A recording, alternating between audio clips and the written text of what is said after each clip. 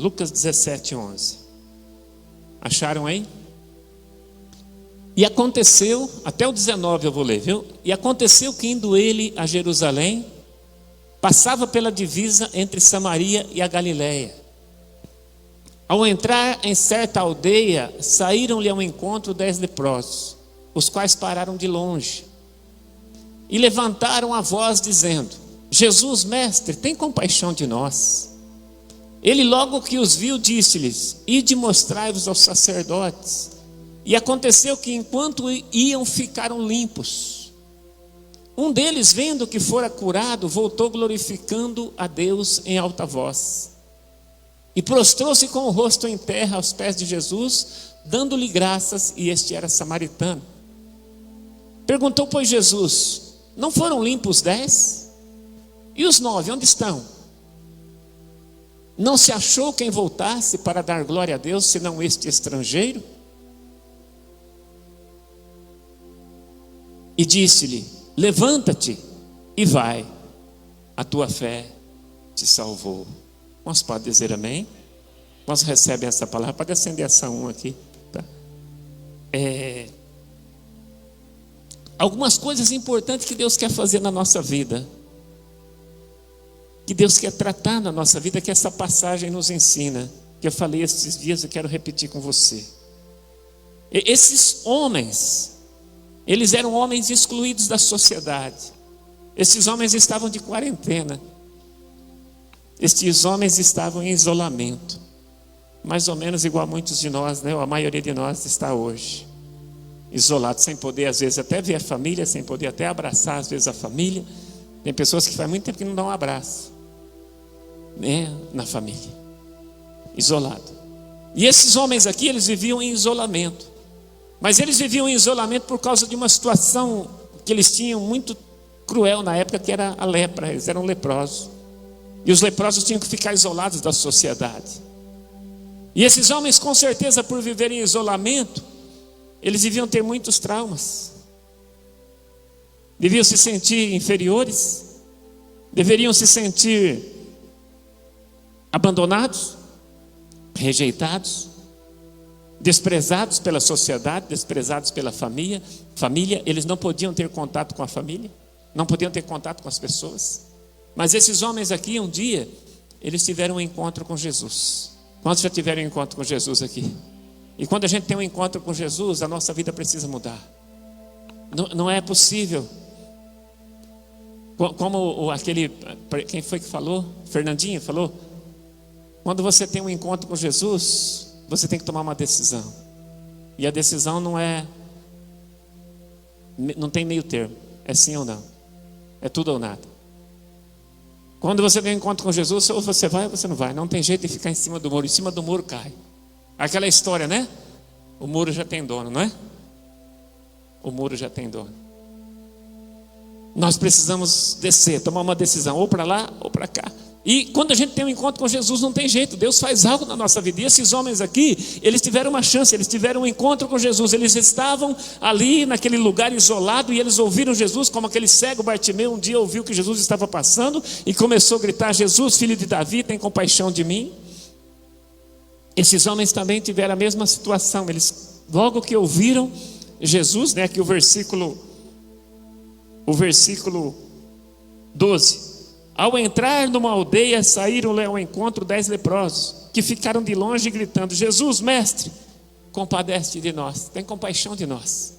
Agora que interessante, esses homens, eles estavam tão numa situação de isolamento, uma situação traumática, que eles, quando viram Jesus, eles não chegaram perto de Jesus. Eles ficaram de longe. Por quê? Porque eles tinham medo de se aproximar. E Jesus, Ele quer fazer 3 coisas na nossa vida. Quando Jesus veio, quando você encontra com Jesus, tem 3 coisas que Jesus quer fazer. Anota aí se você quiser anotar. Eu acho sempre bom anotar. Ele quer curar o seu físico, Ele quer curar o seu emocional, e Ele quer curar a sua vida espiritual. São 3 áreas. Muitas pessoas vêm para a igreja, e ainda bem que vêm para a igreja, para procurar uma cura do físico. Outros vêm para procurar uma cura das emoções. Nós tivemos uma notícia triste aí no final de semana, né? Parece que uma pessoa, né, perdeu a vida, né? De maneira trágica, tirou a própria vida. Que triste. Que triste. Mais uma pessoa, né? No meio dessa luta, dessa dificuldade. Por quê? Problemas emocionais, né? Depressão, opressão, angústia, tristeza. E Jesus, ele quer curar o físico, ele quer curar as emoções, mas principalmente ele quer curar a nossa vida espiritual. Nós podemos dizer amém. E aqui nesse texto nós vemos Jesus fazendo as três coisas.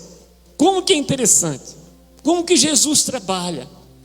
Nós precisamos entender o trabalhar de Deus na nossa vida. Se as pessoas não entenderem a maneira de Jesus trabalhar, a maneira de Deus trabalhar, muitas vezes elas perdem a bênção e elas não permanecem na presença de Deus.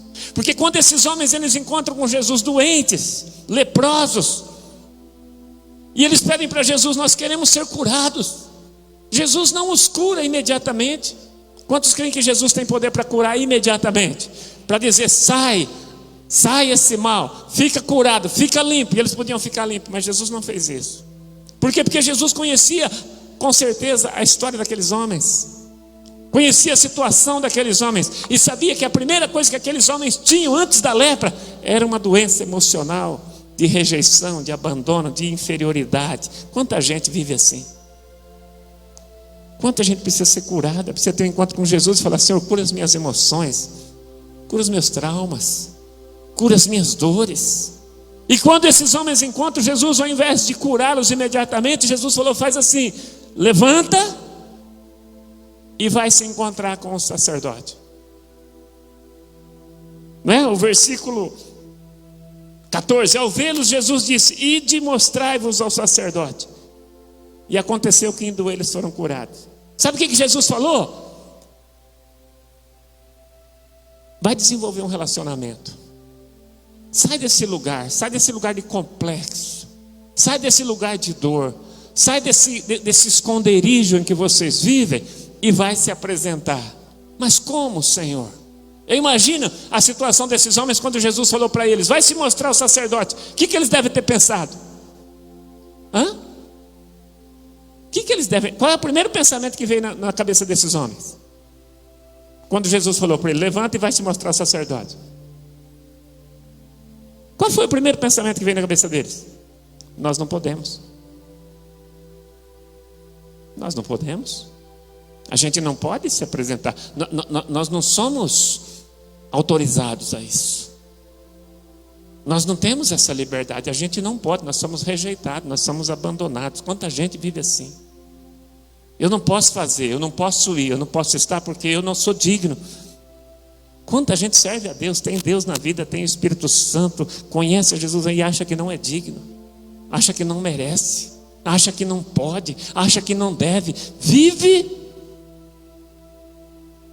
E Jesus falou: a primeira coisa que Jesus queria curar na vida desses homens eram as suas emoções.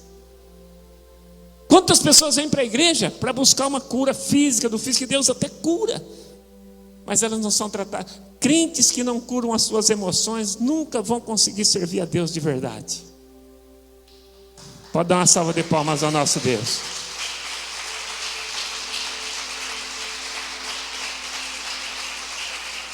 Pessoas que não conseguem curar as suas... O que é curar as emoções? É curar os traumas do passado, das dores.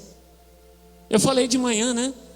Falei de manhã que eu estava conversando ontem lá na casa do meu sogro, à noite a gente estava conversando lá com o Rodrigo, que é o primo da pastora, e conversando as histórias lá, e eu estava falando: imagina, Rodrigo, você é adolescente. Hoje a gente vê tanta coisa, né? Os jovens, assim, muitos jovens, briga por tanta coisa com meu pai, minha mãe, eu sou assim por causa do meu pai. Imagina a gente adolescente, eu, meu irmão, adolescente, nosso sonho era ganhar uma bicicleta. Em 82, no ano da Copa de 82, eu já tinha, não era adolescente não, já era bem grandinho, já tinha 19 anos. É que naquela época a gente com 19 era um adolescente. O sonho era ganhar uma bicicleta. Meu irmão com 17. Aí teve uma colheita de café, acho que foi 81, nem foi 82, foi 81, acho que não foi 82. Aí meu pai falou: vou comprar uma bicicleta para vocês. E meu pai comprou a bicicleta naquele ano para a gente. A minha É uma Monarch, né? Linda. A minha era verde e a do meu irmão era vermelha. Não sei porque que a minha era verde. Não entendi. Até hoje eu não sei. Nós ficamos tão encantados com a bicicleta que meu tio morava a 50 quilômetros de distância. Nós catamos bicicleta e fomos na casa do meu tio de bicicleta, os dois.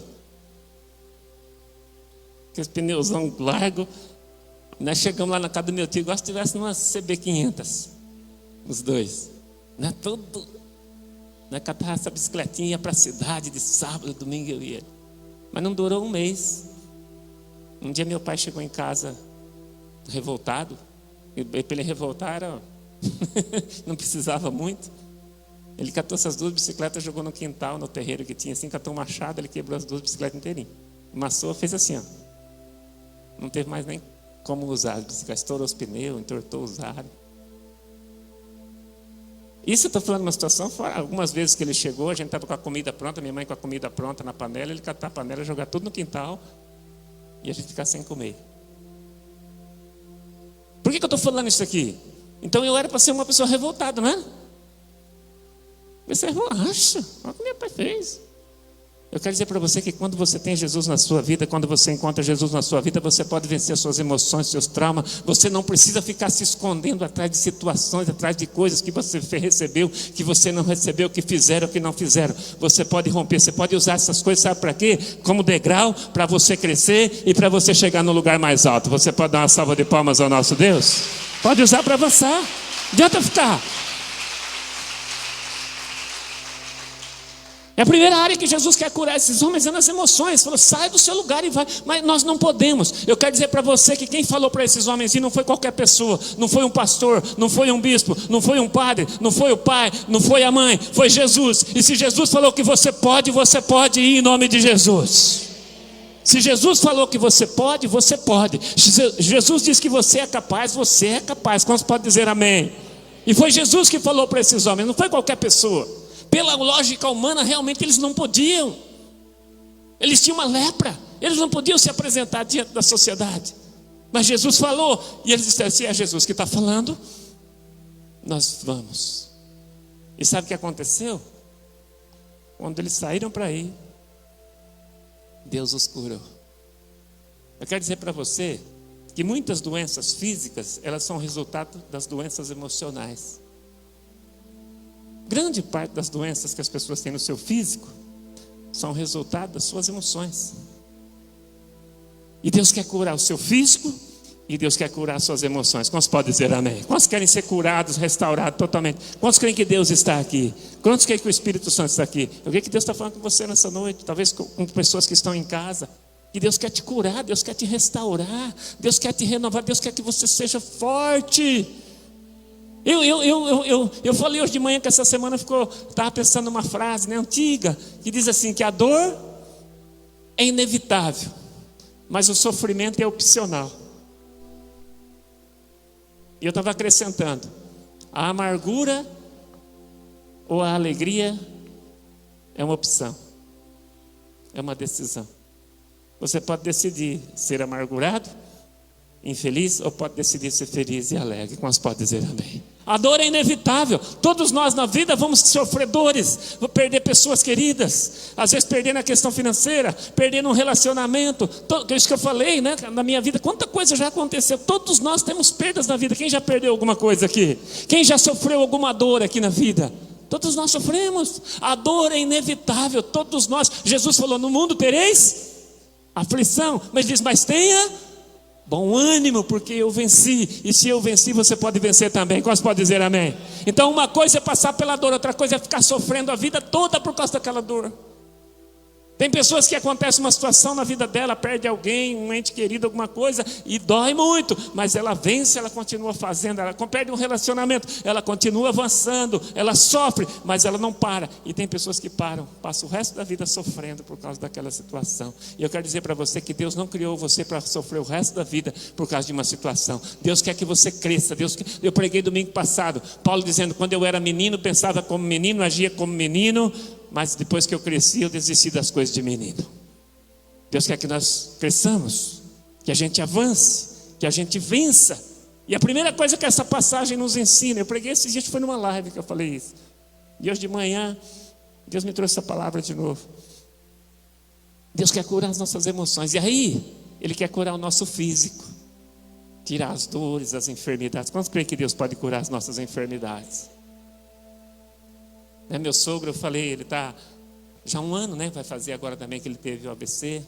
E ele é um homem forte, ele é um homem, luta, ele começou a andar no final do ano, aí teve o AVC novamente, e aí, lutando. Mas eu falei, nesses dias ele estava bem abalado, emocional. E a coisa que a gente tem falado com ele, orado, estado sempre junto com ele, porque o emocional é que determina muito na nossa vida. E nós temos que falar, seja forte. Porque até brinquei com ele ontem, tem um pé de manga lá na frente, falei, o senhor vai chupar muita manga desse pé aí ainda. Vai ter um pé de jaca, você vai comer muita jaca daí ainda, em nome de Jesus. Porque ele é forte. Mas nós não podemos permitir que as nossas emoções, quantos entendem isso, diga amém. Porque as nossas emoções Deus cura, o nosso físico também Deus cura. Quantos creem que Deus tem poder para curar todas as áreas da nossa vida? Ele tem poder para curar todas as áreas, se a gente crê. E uma coisa, se a gente ouvir a voz de Deus. Aí sabe outra coisa que Deus quer fazer? É restaurar a nossa vida espiritual. Porque Jesus fala um negócio muito interessante para esses homens. Ele fala assim, vocês querem ser curados? Nós queremos, Senhor. Faz uma coisa então, vai para a igreja. Você que está em casa, você que está me assistindo, talvez você é da igreja, está na igreja, amém, glória a Deus, só não está aqui por causa do momento, mas talvez tenha gente que está me assistindo que não tem igreja. Quem é seu pastor? Quem é seu líder? Quem é seu sacerdote? Eu ia pregar a palavra que eu preguei 2 domingos atrás, lembram disso aí? De Joiada, a importância do sacerdote? E essa palavra ela tem a ver com essa, por isso que eu estou pregando ela hoje. Quem é a sua liderança? Porque Jesus fala para esse homem aqui, vai te apresentar ao sacerdote. Por quê? Por que Jesus fala para esse camarada se apresentar ao sacerdote? Porque o sacerdote era a maior autoridade espiritual da época. E Jesus estava ensinando aqui, vai lá na igreja, vai falar com o sacerdote, vai falar com o seu pastor, vai se apresentar diante da autoridade. E a Bíblia diz que assim que eles levantaram e eles foram, eles já receberam a cura. Tem gente que não recebe cura, não recebe crescimento porque não se sujeita à autoridade, não se submete à igreja, não se submete às autoridades. E aí, querido, vai viver a vida toda camelando. Não tem identidade. Quantos entendem que nós precisamos ter identidade? A identidade espiritual, não é todo mundo que entende, não. Eu louvo tanto a Deus por ter me convertido na Sara. Estou falando da Sara porque estou aqui. Tem outros ministérios também que têm a mesma... Mas eu louvo a Deus por ter me convertido aqui. Sabe por quê? Aqui eu aprendi muito essa questão da identidade espiritual. Porque está cheio de gente aí que acha que isso é blá blá blá. Não. Nem de igreja precisa, eu sou a igreja. Eu sou a igreja. Eu quero dizer que esse aqui é um braço. Quantos entendem que isso aqui é um braço? Levanta seu braço aí. Agora seu braço está falando assim, eu sou o braço. E eu não dependo de você, corpo. Eu sou o corpo, o braço é o corpo, sim ou não? O braço pode falar que ele é corpo, sim ou não? A perna pode falar que é corpo, sim ou não? Pode. Lógico que é. Ele é corpo, está no corpo. Ela faz parte do corpo. Mas ele só é corpo ligado no corpo. O braço pode reclamar e dizer, opa, eu também sou corpo. É lógico. Mas se eu tirar o braço do corpo, o corpo continua. O braço morre. Braço sem corpo, perna sem corpo, é morto. A importância, Jesus ensina aqui para esses homens, vai te apresentar ao sacerdote. Querido, o que é uma submissão, né? O que é uma obediência? A obediência, quando Samuel falou para Saul, Deus falou, né? Deus falou com Saul, através de Samuel, vai lá, derrota aqueles, os amalequitas, Acho que é os amalequitas. Vai lá, destrói tudo, tudo, acaba com tudo. Homem, mulher, tudo, animais, tudo, tudo, para destruir tudo. Eles foram, derrotaram. Quando Samuel volta para falar com Saul, ele chega, depois você lê lá, que está lá no livro 1 Samuel. Ele chega e fala para Saul assim: Saul, que barulho é esse que eu estou escutando? Esses mugidos aí de boi, de vaca, que é isso? Ah, sabe o que é, Samuel? Que a gente foi lá e aí a gente viu um gado lá, umas vacas mais bonitas, umas ovelhas mais bonitas, a gente trouxe para sacrificar. Aí Samuel falou assim para ele: escuta, você acha que Deus se agrada mais em sacrifício ou em obediência? Deus se agrada mais em que obedeça, não em que sacrifique. Tem muita gente fazendo sacrifício, mas não obedece. Aí jejua, ora, faz um monte de coisa, mas não obedece. E Samuel falou para Saul: hoje você perdeu o seu reino. Ele falou assim: se você tivesse obedecido, o seu reino agora seria estabelecido para sempre. Leia lá, por favor. Seu reino seria, mas agora porque você não obedeceu. Esses homens, quando eles obedecem a Jesus, eles levantam. Vamos ler? Versículo 14. Ao vê-los, disse-lhe Jesus: ide mostrai-vos aos sacerdotes. Aconteceu que indo eles foram purificados. Quando eles levantaram para ir, para curar suas emoções, para se submeter à autoridade, para se submeter à igreja, eles foram curados e restaurados. É a palavra de Deus. Quantos entendem que é a palavra de Deus? Essa é a palavra de Deus. E aí a última coisa que eu quero falar com você para a gente encerrar, a mais importante de todas. Vamos ler o versículo 15. Um dos 10, vendo que foi curado, voltou dando glória a Deus e prostrou-se com o rosto em terra aos pés de Jesus, agradecendo-lhe, e este era samaritano. Então Jesus lhe perguntou: não eram 10 os que foram curados? Onde estão os 9? Que pergunta, sabe? Jesus faz umas perguntas, meu querido, que é profunda. É profunda. Eu quero perguntar, talvez para quem vai ver esse vídeo depois, quem está assistindo: onde estão os outros 9? Cadê as pessoas que receberam seus milagres? Cadê as pessoas que receberam suas curas? Cadê pessoas que foram restauradas nas suas finanças? Cadê as pessoas que foram restauradas nos seus relacionamentos? Cadê as pessoas que receberam alegria? Que receberam a visita do Espírito Santo? Jesus pergunta, não sou eu. Fala para o seu irmão do lado: não é o pastor que está perguntando. Não é o pastor, eu estou fazendo a pergunta de Jesus. Foi Jesus que perguntou. Eram 10. Só um. Eu quero dizer para você que continua na média. A média não mudou muito. Hoje, de cada 10 pessoas que recebem uma bênção de Deus, um milagre de Deus, talvez um permanecem realmente na igreja até o fim. A média não mudou muito. De cada 10, eu falei de manhã que se todas as pessoas que já foram abençoadas nessa igreja, que já vieram aqui, já receberam algo aqui, tivessem na igreja, a gente tinha que fazer culto de manhã até a noite aqui nessa nossa terra de domingo, para caber todo mundo. É muita gente, mas está na média. E Jesus está perguntando: onde estão? E eu quero fazer a pergunta: onde está você, meu querido? Onde estão tantas gente que já foram visitadas por Deus? E eu quero dizer para você: Deus está perguntando onde está você, e Deus está dizendo: volta. Sabe por quê? Olha o versículo 19.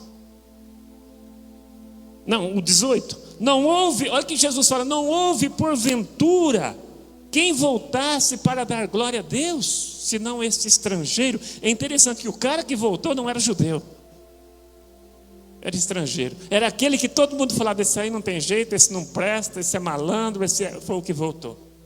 E tem muita gente que é tão santa, tão boa, que nem precisa voltar para agradecer, né?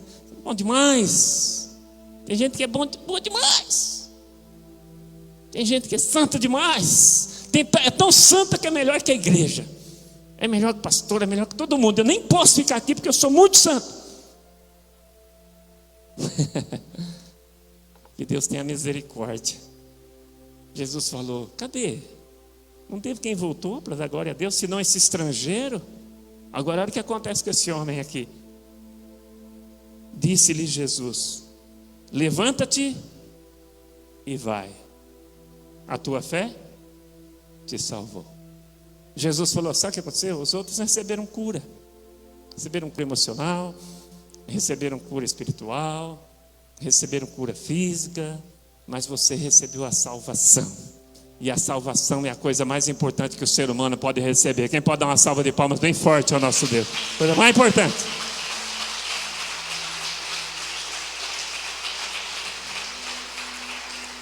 Queria que você se colocasse de pé.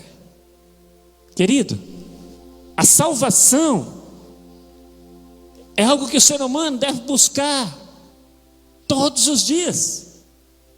A coisa mais importante que o ser humano tem para receber não é a cura do físico, não é a cura das emoções também, porque Deus faz isso, amém ou não? A gente viu que esses homens receberam tudo, mas esse último, ele recebeu também a salvação, a vida eterna, que é a coisa mais importante que nós podemos receber.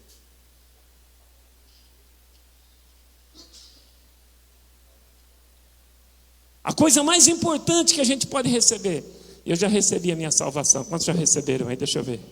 Quem pode levantar a mão e dizer: eu já recebi minha salvação? Se você não levantou a mão porque tem medo, então você precisa aceitar Jesus. Porque não é porque você é bom, não. Não é porque você é santo, não. É porque você tem uma convicção de que você tem Jesus na sua vida e que você não vai fazer igual os novos, vai embora. Você vai voltar todos os dias para dar glória a Deus. Porque aquele que tem Jesus, aquele que entendeu, ele volta. E a Bíblia diz assim: aquele que perseverar até o fim, esse será salvo. Você pode dizer amém? Quando recebem essa palavra, diga assim: eu recebo essa palavra na minha vida, em nome do Senhor Jesus. Amém?